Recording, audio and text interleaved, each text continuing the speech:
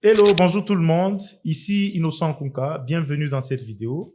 Ici, on va parler de la plus grande maladie qui tue plus d'humains au monde, plus que le sida. On va parler de la maladie la plus monstrueuse, plus que la guerre même. C'est peut-être vrai que vous la connaissez. Si vous la connaissez pas, cette maladie s'appelle simplement la pauvreté. La pauvreté, c'est une maladie qui tue beaucoup au monde, que ce soit aux États-Unis, que ce soit en Asie, que ce soit en Europe, plus encore en Afrique. Alors, la pauvreté, c'est quoi la pauvreté? Et pour aborder ces sujets, avant bien sûr de définir c'est quoi la pauvreté, j'aimerais signaler que d'habitude, je suis habitué à tourner seul, mais aujourd'hui, c'est un honneur pour moi de le faire avec mes poulains, avec les deux des meilleurs. Ils sont très nombreux. En passant, on salue Placide qui manque. Et je salue la présence de Monsieur Eliakim. Salut Eliakim. Bonjour Raphaël. Très content de vous avoir sur ce plateau afin d'aborder ces sujets qui gangrènent toutes les sociétés. Voilà, comme je disais tout à l'heure, j'ai parlé de la pauvreté. La pauvreté est définie de manière absolue comme étant les manques d'argent, le manque d'assez d'argent pour répondre à ses besoins s'appelle pauvreté. Je disais que la pauvreté est aussi définie de manière relative ou subjective selon chaque individu, selon chaque tribu, selon chaque société. Il y a des endroits où vous trouverez que celui qui n'a pas d'animaux est pauvre. Il y a certains endroits où vous trouverez que celui qui n'a pas de gens autour de lui est pauvre. Il y a dans certaines sociétés où vous trouverez que celui qui manque de connaissances est pauvre. Même dans certains livres, certains ouvrages, vous trouverez que on classe les pauvres, ça commence par les mentales, ainsi de suite. Et nous allons beaucoup plus parler de la pauvreté absolue, qui est le manque d'argent. Parce que même quand on t'insulte pauvre, la première chose qui t'arrive à l'esprit, c'est qu'on trouve que tu n'as pas assez d'argent. Alors, comme je disais tout à l'heure qu'on va marteler sur la pauvreté en termes d'argent, et je ne suis pas seul sur ces plateaux, bien sûr, Monsieur Raphaël va commencer pour nous décortiquer ces termes pauvreté qu'il va essayer de ramener en anglais et essayer de nous faire voir l'autre facette de la pauvreté. Qu'est-ce que cela pourrait bien représenter? Et ensemble avec les amis, nous allons voir qu'est-ce qu'il faut faire pour sortir de ces marasmes, pour sortir de la pauvreté. Parce que, comme je l'ai dit à l'introduction, tous les humains du monde, s'ils devaient combattre un seul démon, ce démon s'appellerait pauvreté. Les musulmans courent après la pauvreté, les témoins de Jéhovah courent après la pauvreté, les chrétiens courent après la pauvreté, les sorciers même courent après la pauvreté. Il n'y a personne qui est pour la pauvreté. Il n'y a personne qui prône la pauvreté. Comme on vient de vous le dire par M. Consent, la tradition du mot pauvre en anglais, c'est poor. Poor, il y a 4 lettres, la lettre P, la lettre O, la lettre O et la lettre R. Les premiers P, c'est pass. Et les O, c'est over. Et les O, c'est opportunity. Et le prochain R, c'est repeatedly. Si beaucoup de gens restent pauvres, c'est le fait qu'ils laissent passer les opportunités d'une manière répétée. La traduction française serait laisser passer les opportunités d'une manière répétée. Voilà la raison pour laquelle beaucoup de gens restent pauvres. Ils laissent passer les opportunités d'une manière répétée. Et quand je parle des opportunités, je parle de toutes les opportunités que vous connaissez. L'opportunité d'investissement, l'opportunité de voyager, l'opportunité de travailler, voire même l'opportunité de se marier. Les gens qui laissent passer toutes les opportunités, ils voient leur vie rester au même standard, ne pas avancer. Pour que vous puissiez plus comprendre, je vais vous narrer une anecdote. Bill Gates, l'homme que vous connaissez vous tous, c'est un homme riche. Il s'est retrouvé une fois sur un plateau et se faisait interviewer. À l'époque, Bill Gates était très célèbre et il avait beaucoup d'argent. Il y avait une journaliste à ses côtés qui a pris la parole, qui a demandé à M. Bill Gates, Monsieur Bill Gates, vous êtes riche, vous êtes encore trop jeune et célèbre. C'est quoi les secrets? Qu'est-ce qui vous a aidé? Et Bill Gates n'a pas dit un mot. Il a fait entrer la main dans sa poche, il a sorti un chèque, il a remis à la dame. Il a signé le chèque, il a dit à la dame, vous pouvez écrire n'importe quel montant sur ce chèque-là. Et la dame a dit, je ne vous demande pas de l'argent, gardez votre chèque. Je demande que vous me dire simplement votre secret. Qu'est-ce qui vous a aidé à devenir riche? Bill Gates a repris son chèque et il a dit à la dame, c'est ça mon secret. Je ne laisse pas passer des opportunités. C'est comme ça que beaucoup de gens restent pauvres parce qu'ils laissent passer des opportunités. Maintenant, dans cette vidéo, nous allons voir ce que nous ne devons pas faire pour continuer à laisser passer des opportunités et rester pauvres. Voilà, comme venait de le dire Monsieur Raphaël, on va voir qu'est-ce qu'il faut faire pour éviter, n'est-ce pas, de laisser passer les opportunités comme le font beaucoup de pauvres, comme le font beaucoup de personnes, et ce qui fait qu'ils restent pauvres. La première des choses que nous allons devoir éviter, c'est le conformisme. Le conformisme, c'est ce fait-là de pouvoir se conformer aux règles préétablies. être comme tout le monde, faire comme les systèmes voudraient qu'on fasse. Je prends l'exemple de son anecdote. Si quelqu'un vous pose la question, qu'est-ce qui vous a aidé? Normalement, il s'attend à une réponse telle que ce qui m'a aidé, c'est ça, ça, ça. Il ne s'attend pas que vous sortiez une feuille, un chèque. C'est la raison qui a poussé la dame à ne pas saisir cette opportunité. La dame s'attendait à une sorte de réponse qu'elle n'a pas eue de la part de Bill Gates. C'est que parfois, les opportunités ne viennent pas en termes de réponses qu'on attend. Il faut sortir du conformisme afin de saisir les opportunités. Je prends l'exemple de quelqu'un qui a fait la médecine pour être médecin et qui croise quelqu'un qui lui tend 1 million de dollars. Il dit non, regarde ton 1 million de dollars, moi j'aimerais être médecin. Ça ne passe pas. Sortez du conformisme. Le conformisme, c'est ce fait de vouloir faire comme tout le monde. On va à l'école pour avoir un diplôme et puis avoir un travail X ou Y. Ça, c'est le conformisme. Quand vous sortez du conformisme, vous faites des nouvelles choses. Vous pouvez faire quelque chose qui n'a jamais été fait. Actuellement, les hommes les plus riches du monde sont ceux qui font les choses que d'autres personnes n'arrivent pas à faire. Ce qui enrichit, ce sont des choses nouvelles, des nouvelles thématiques. Le monde est évolutif. Aujourd'hui, nous sommes dans un système, les gens s'adaptent au système préétabli. Les systèmes ont pour but principal de vous amener là qu'ils ont établi de vous amener. Les systèmes ne vous aident pas à devenir la meilleure version de vous-même. Les systèmes vous amènent là qu'il a prévu de vous amener. Si vous êtes à l'école, par exemple, à l'école d'ingénierie, on ne proclame jamais les médecins. À l'école de la médecine, on ne proclame jamais les avocats. C'est ça les systèmes. Vous sortez du système et vous faites des nouvelles choses. Retenez-les. Parfois, il n'y a que le fou pour penser qu'ils peuvent changer le monde, pour y arriver. Parfois, vous devez accepter d'être traité de fou. Nous tous qui sommes là, que ce soit M. Raphaël, que ce soit M. Yakim ou que ce soit moi-même, nous sommes sortis de l'ordinaire pour pouvoir voir notre vie passer d'un petit pouce vers un autre pouce. Donc, vous devez sortir de l'ordinaire si vous voulez saisir toutes les opportunités. Comme M. Nonsan venait à peine de nous parler du conformisme, moi j'aimerais plutôt nous parler de la peur de l'échec. Dans ce siècle présent, la plupart des jeunes ont peur de se lancer. Pourquoi? Parce ils pensent qu'ils ne peuvent pas aboutir à leurs résultats, aux résultats escomptés. La plupart des personnes ne peuvent pas se lancer dans certains domaines. Pourquoi? Parce qu'ils pensent qu'ils vont finir selon telle et telle autre personne. La plupart des personnes sont passées à côté de leurs rêves. Pourquoi? Parce qu'ils se disaient qu'ils pouvaient finir comme tel ou comme tel autre. Et pourtant, la seule manière de réussir est de commencer d'abord par se lancer dans ce que vous voulez réellement faire. La peur est généralement accompagnée des 3 voix intérieures. Ce sont ces 3 voix intérieures qui communiquent la peur en nous de pouvoir se lancer. Il y a un philosophe très connu qui dit très souvent que l'endroit où on retrouve beaucoup plus de richesses, beaucoup plus de connaissances est dans le cimetière. Pourquoi on retrouve dans le cimetière beaucoup plus de connaissances, beaucoup plus de richesses? C'est justement parce que ces personnes-là ont eu peur de l'échec. Ces personnes-là ont eu peur du regard des autres parce que la plupart des personnes sont entourées de personnes qui les rabaissent ou qui leur font penser qu'ils ne peuvent pas réussir à s'en sortir dans certains domaines.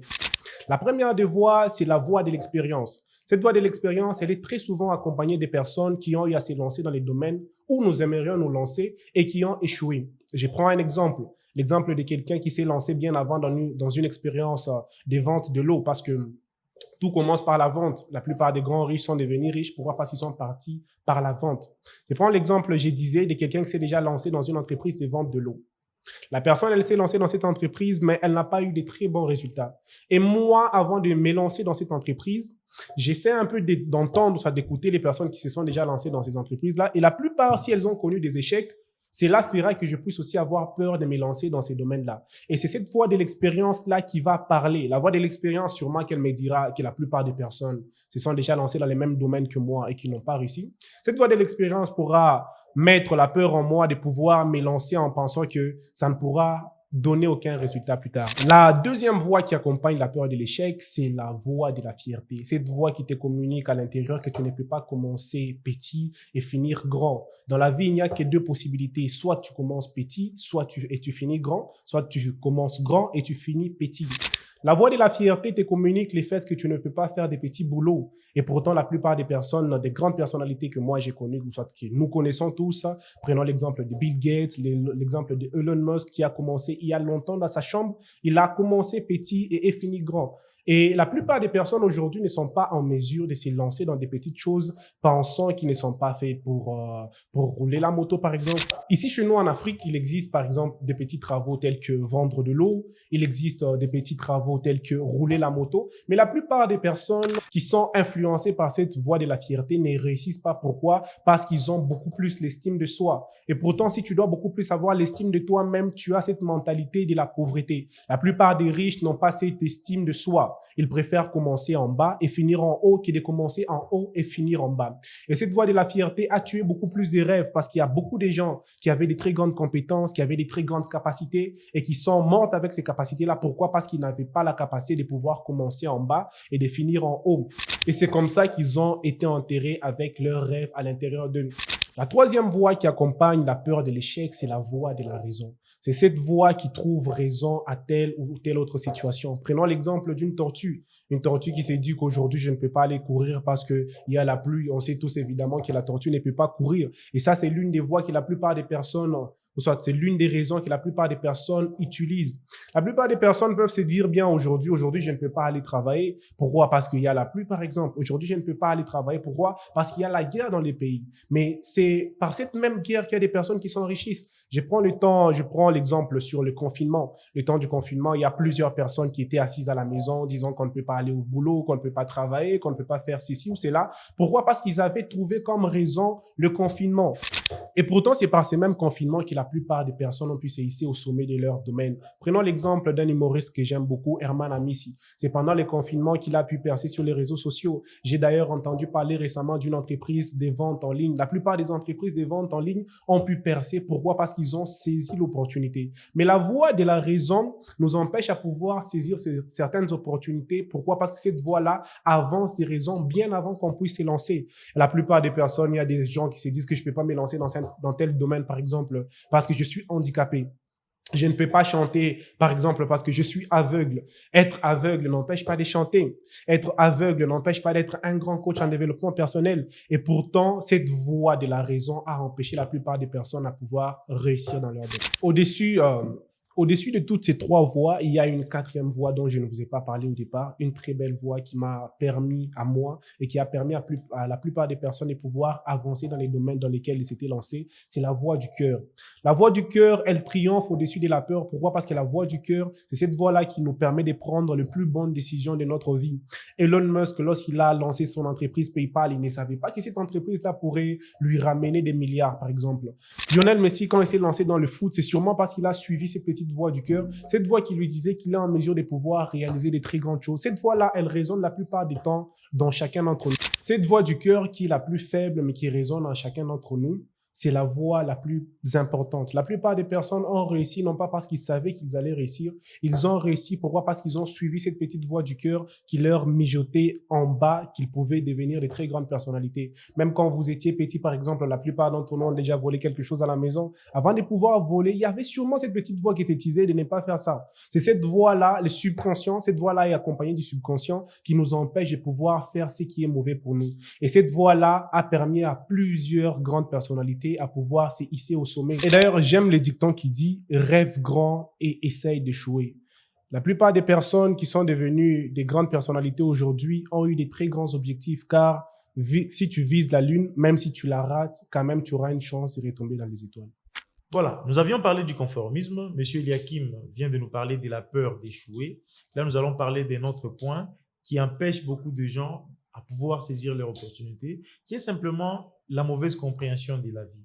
C'est vrai qu'il n'y a personne qui peut prétendre comprendre la vie. Personne ne peut se taper la poitrine qui comprend bien la vie que quiconque. Mais il y a des gens qui ont une compréhension complètement erronée de la vie. Lorsque, par exemple, on s'attend à une certaine chance, on s'attend à un hasard, là, on est carrément mal barré. Parce que, en vrai, la chance n'existe pas. La véritable chance, c'est la préparation qui croise l'opportunité. Il y a plein de gens dehors qui ont des rêves pour lesquels ils ne font rien. Il te dit qu'il aimerait aller aux États-Unis. Quand tu lui dis « Hello, how are you ?» Il te dit « Oh, je ne connais pas l'anglais. » Mais aux États-Unis, on ne parle pas ta langue, on parle l'anglais. Déjà, tu pourrais commencer par là. Beaucoup de gens s'attendent à ce que la vie leur tombe dessus. La vie ne t'arrive jamais sur un plateau d'or. Il va falloir qu'on sache que la vie, elle est très difficile. Eh bien oui, il y a des gens qui prêchent que la vie, elle est facile, la vie, elle est couverte de la bénédiction. C'est bien vrai, la bénédiction existe, mais la vie n'est pas facile. Tout récemment, j'étais avec quelqu'un qui m'a prodigué un conseil très sage. Je lui ai demandé de me prodiguer un conseil. Il m'en a prodigué un seul que je n'oublierai jamais. Il m'a demandé, la vie d'avant et celle d'aujourd'hui, laquelle est difficile? J'ai dit, la vie d'aujourd'hui est plus difficile que celle d'avant. Il m'a dit, ça c'est la preuve que la vie de demain sera plus difficile que celle d'aujourd'hui. Les seules personnes qui vont s'en sortir dans cette vie, ce sont des personnes prévisibles, ce sont des personnes proactives, des personnes qui agissent avant que l'événement n'arrive, des personnes qui vont penser à la fin avant qu'ils ne puissent ressentir la fin, des personnes qui vont penser au loyer avant d'être en mesure de pouvoir payer le loyer. Donc, la vie, pour la réussir, il faut bien se préparer à cela. Et puis, il faut bien travailler chaque jour pour pouvoir atteindre les niveaux qu'on aimerait atteindre. Il y a beaucoup de gens qui pensent qu'ils vont réussir la vie par un certain hasard. Il y a des gens qui sont là à attendre que les gouvernements puissent changer afin que leur vie puisse changer. Lorsque vous attendez qu'un gouvernement change afin que vous changiez, c'est que vous avez remis votre destin entre les mains des autres personnes. C'est que si ces personnes ne se décident pas d'échanger, vous non plus, vous ne changerez pas. Et j'aime bien un passage qui dit, lorsque tu écris l'histoire de ta vie, ne laisse jamais les stylos entre les mains de quelqu'un d'autre, parce qu'il pourrait mettre point là que toi tu aimerais qu'il mette la virgule. La vie, il va falloir prendre certaines mesures afin de la comprendre. Lorsque vous regardez bien les pays pauvres, vous allez voir que les gens confondent bien les choses. Ce qui devait être en haut et en bas. Ce qui devait être en bas et en haut. Ce qui devait être prioritaire et secondaire. Ce qui devait être secondaire et primaire. Et ça ne va jamais fonctionner comme ça. Nous devons comprendre que la vie se prépare. Et la vie se prépare bien dans la tranche d'âge de la jeunesse. Il y a 3 choses que vous n'aurez jamais toutes réunies dans votre vie. Ces choses, c'est les temps. La deuxième chose, c'est l'énergie. Et la troisième chose, c'est de l'argent. Lorsque vous avez plein d'énergie, vous avez beaucoup de temps, vous manquez de l'argent. Et lorsque vous commencez à vous rechercher à peine, vous voyez qu'il y a les temps qui vous manquent. Vous avez de l'énergie, vous trouvez un peu d'argent et vous n'avez plus assez de temps. Et plus tard, lorsque vous grandissez, vous vous rendez compte que vous avez peut-être beaucoup trop d'argent, mais vous n'avez plus assez d'énergie. Vous avez peut-être beaucoup plus de temps. Donc, il va falloir qu'on puisse bien se préparer aujourd'hui parce que c'est simple, on dit, qui sème le vent récolte la tempête. Ce que tu sèmes aujourd'hui, c'est ce que tu vas récolter plus tard. Ton demain dépend de ton aujourd'hui. Ce que tu seras d'ici 5 ans dépend de qu'est-ce que tu fais aujourd'hui. Il y a des gens qui se disent qu'ils attendent. Ils attendent toujours un bon moment. Alors que le bon moment, c'est maintenant qu'il faut commencer. Moi, ça me fait de la peine dans des continents comme en Afrique, calculer les taux de chômage. C'est une insulte. On ne peut pas calculer les taux de chômage en Afrique, d'autant plus que l'Afrique tout entière, c'est un chantier. En Afrique, il y a des routes à bâtir. En Afrique, il y a des gens à déplacer. Je prends l'exemple de mon pays, la RDC. Nous sommes à plus de 100 millions d'habitants. 100 millions d'habitants à déplacer, 100 millions d'habitants à nourrir, 100 millions d'habitants à coiffer, 100 millions d'habitants à enseigner. Comment est-ce que dans ces contextes, un jeune va manquer d'emploi? Ce n'est pas possible. Si nous manquons de l'emploi, c'est parce que, comme venait de le dire M. Eliakim, nous sommes beaucoup plus conduits par la voie de la fierté. Surtout nous qui avons étudié. Il y a des gens qui vont te dire, moi, je ne peux pas faire X ou Y chose parce qu'ils suivent la voie de la fierté. Il faut avoir une bonne lecture de la vie parce que lorsque vous avez une mauvaise lecture de la vie, sûrement vous tapez à côté de la plaque. Il faut bien comprendre que les choses sont difficiles. La vie, elle est difficile, ça nous devons l'admettre. Et les hasards n'existent pas. La chance non plus n'existe pas. La vraie chance, c'est la préparation qui croise l'opportunité. Et l'autre chose que nous devons comprendre quant à la lecture de la vie, ce sont des barrières limitantes. Dans la vie, il y a des gens qui y vont en ayant des barrières limitantes. Chaque fois que vous croisez une barrière, vous ne pouvez pas passer. Ce qu'on appelle barrière, c'est quelque chose qui vous limite, quelque chose qui vous stoppe. Il y a des gens qui pensent que X ou Y choses sont faites pour d'autres personnes, pas pour eux. Il faut savoir que ce qui a réussi à quelqu'un aux États-Unis peut bien te réussir en Afrique. Ce qui a réussi à quelqu'un en Afrique peut bien te réussir en Asie. J'ai un exemple que j'aime bien donner. Monsieur Eliakim, si tu souffres de maux de tête, par exemple, ou prenons la fièvre, tu prends quel médicament? Tu prends les Doliprane. Si quelqu'un souffre de la même pathologie que toi, en France, il prend quel médicament? Il prend les mêmes Doliprane. Ça montre que ce qui marche en France, ça marcherait ici aussi. Simplement, nous avons beaucoup trop de limites. Nous pensons que si d'autres réussissent, c'est parce qu'ils sont dans telle ou telle autre condition. Sortons de cette zone-là. Essayons de comprendre un tout petit peu mieux la vie. Il y a des gens qui se disent que voilà, il y en a qui sont donneurs des leçons. Si vous ne voulez pas prendre des leçons de celui que vous n'aimez pas, alors cherchez celui que vous aimez pour prendre des leçons. Le plus essentiel, prenez des leçons. Il y a des gens qui n'étudient rien, qui ne lisent pas, qui ne prennent pas le temps à développer leur mind et qui pensent bien s'en sortir dans la vie. Vous ne vous en sortez dans la vie que lorsque vous analysez ceux qui se sont en sortis. Vous ne réussissez que lorsque vous analysez ceux qui ont réussi. Ayons une bonne lecture de la vie parce que la bonne lecture fait que vous ayez une bonne écriture. L'autre point qui fait que beaucoup de gens sont pauvres, c'est le fait qu'ils gaspillent la jeunesse. En parlant de jeunesse, nous devons travailler durant un certain moment et voir sa vie changer. Maintenant, il y a certaines opportunités qui ne se présentent pas deux fois dans la vie. Prenons l'exemple qui a été illustré à peine de Messi. Messi ne pourra pas jouer le football quand il aura 80 ans, quand il aura 40 ou 50 ans. Certaines opportunités ne reviennent pas deux fois et elles doivent être faites quand on est encore jeune. L'opportunité de pouvoir investir parce que dans l'investissement, il y a les risques, il y a l'échec, tout comme il y a aussi les succès. Ça prend aussi peut-être du temps. Et tout cela doit se débiter à un certain âge parce que certaines opportunités ne peuvent pas revenir deux fois.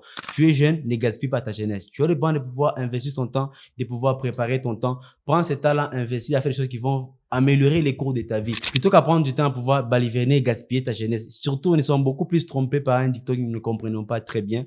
On est jeune, profitons de la jeunesse, on ne vit qu'une seule fois. Cher ami, je peux te poser une question. Hier, tu étais mort. Avant-hier, tu étais mort. Tu étais encore en vie comme tu l'es aujourd'hui. Mais si tu meurs une fois, tu meurs une seule fois pour toutes. On vit tous les jours, mais on ne meurt qu'une seule fois. Quand on dit de pouvoir profiter de sa jeunesse, ça dit que nous devons prendre du temps pour pouvoir préparer un certain futur. Comme l'a dit récemment par M. Nonsan, les meilleurs moyens de pouvoir enrichir son futur, c'est de pouvoir les préparer, de pouvoir les créer. Tu es encore jeune, tu as le temps de pouvoir investir, faire un truc comme moi, brise la peur, comme l'a dit par M. Lakim. Brise la peur, commence un truc aussi. Et quand tu débutes un truc, n'aie pas la peur de pouvoir se décider. Moi, beaucoup de jeunes n'arrivent pas à se décider. On vous l'a fait comprendre que la vie, c'est un livre. Et dans les livres-là, tu es le seul qui a ton stylo et qui écrit ces livres-là. Tu aimerais voir ta vie changer. Tu aimerais voir ta vie améliorer à un certain moment. Mais quand tu es jeune, tu as le temps de pouvoir prendre certains choix. Certains choix qui vont te faire avancer. Certaines personnes arrivent à mal se décider. L'effet de pouvoir prendre le temps, carrément de pouvoir se reposer. Nous trouvons normal aujourd'hui. Vous vous réveillez à 5 heures. Vous voyez un jeune qui a 20, qui a 25 ans, bien allongé sur son lit, mais son parent qui s'élève pour aller travailler. C'est que ce jeune n'a pas encore compris qu'il gaspille sa jeunesse. Il se décide très mal. Mais vous aussi prendre les risques de pouvoir vous sacrifier comme l'ont fait beaucoup de jeunes. Même quand on prend l'exemple sur Bill Gates, on prend l'exemple sur Romain Lamis, comme on l'a dit, on prend l'exemple sur un musicien que j'aime bien, Fally Ipupa. On prend l'exemple sur Yamil Yamal. Tous ces jeunes ici, tous ces gens plutôt que j'ai cités, n'ont pas fini par rester par un certain hasard. Ces gens ont compris qu'ils avaient la fleur de la jeunesse, ils avaient l'énergie vive et aussi la vivacité d'esprit. Ils ont pris ce temps pour pouvoir préparer leur jeunesse, pouvoir investir et voir leur jeunesse changer. Prenez votre jeunesse, prenez le temps pendant que vous êtes jeune de pouvoir travailler beaucoup plus dur et de travailler. Ne gaspillez pas votre jeunesse. Il y a un dicton que j'aime bien et qui me fait plus comprendre la vie. Si jeunesse savait, vieillesse pouvait. Pendant que vous êtes jeune, vous avez la possibilité de pouvoir vous concentrer et changer le cours de votre vie. N'oubliez pas, cher ami, même les cons vieillissent aussi. Tu as le temps de pouvoir investir, prends ce temps, investis et change le cours de ta vie. J'espère que vous avez aimé cette vidéo.